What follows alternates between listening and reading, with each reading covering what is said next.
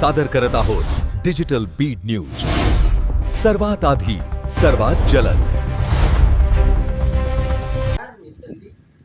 बीड जिल्ह्यातील आष्टी तालुक्यात चक्क नागदेवतेसमोरच शेतकऱ्यांनी मांडल्या आपल्या व्यथा। वाहिरा गावात नाग आढळल्यानंतर शेतकरी अशोक माने यांनी नागदेवतेसमोर दूध ठेवत पावसासाठी साकडं घातलं। मराठवाड्यात पावसाअभावी पीक सुकत आहेत व मागील वर्षीचा पीक विमाही मिळाला नसल्याचे त्यांनी सांगितलं। सरकार ते जाहीर केलेली सरसकट कर्जमाफी अनेक शेतकऱ्यांना अद्याप मिळालेली नाही व पीक विमा व कर्ज माफीचा प्रश्न आगामी अधिवेशनात मार्गी लावावा अशी भावनिक व्यथा शेतकऱ्यांनी नागदेवतेकडे केली आहे। आज खरी तर नागपंचमी आहे। नागपंचमीच्या दिवशी शेताच्या बाजूला खरं तर हा साप निघाला आणि त्यासाठी कळायला असं आम्ही त्याच्यासाठी दूध घेऊन आलेलो आहेत की बाबा हे दूध पे नागदेवता, या महाराष्ट्रामध्ये तुझी आज एवढी वाईट परिस्थिती आहे की साधं तुला बेंडकुळ्या सुद्धा आता खायला तुला भेटत नाही।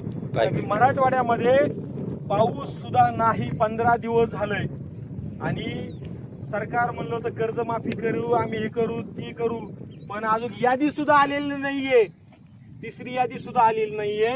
आमची सरकारला विनंती आहे तुझ्या मार्फत कमीत कमी ह्या बीड जिल्ह्यामध्ये किंवा ह्या मराठवाड्यामध्ये पाऊस नसल्यामुळं सरकारने 50,000 रुपये हेक्टरी प्रमाणे खरं तर शेतकऱ्याला आता अनुदान पीक विमा दिला पाहिजे, पण हे सरकार तसं काही करत नाहीये। खरं तर तुझी नागपंचमी आहे, तू कमीत कमी हे दूध पिऊन तरी विधानसभेकडे जा आणि विधानसभेच्या आमदारांना, मुख्यमंत्र्याला सांग की बाबा हे शेतकरी मराठवाड्यातले एवढे अडचणीत आहेत की साध्याला ह्या तलावामध्ये आज खरं तर किती 17 ऑगस्ट आहे आणि ह्या तलावामध्ये आज पाणी सुद्धा नाहीये शेतकऱ्याला प्यायला, तर शेतीला सुद्धा पाणी नाहीये। शेतकऱ्यांनी नेमकी काय करायचं तू तरी सांग। आमची हात जोडून विनंती आहे, आज खरं तर महिला तुझा उपवास वगैरे धरतात आणि तुझ्याकडं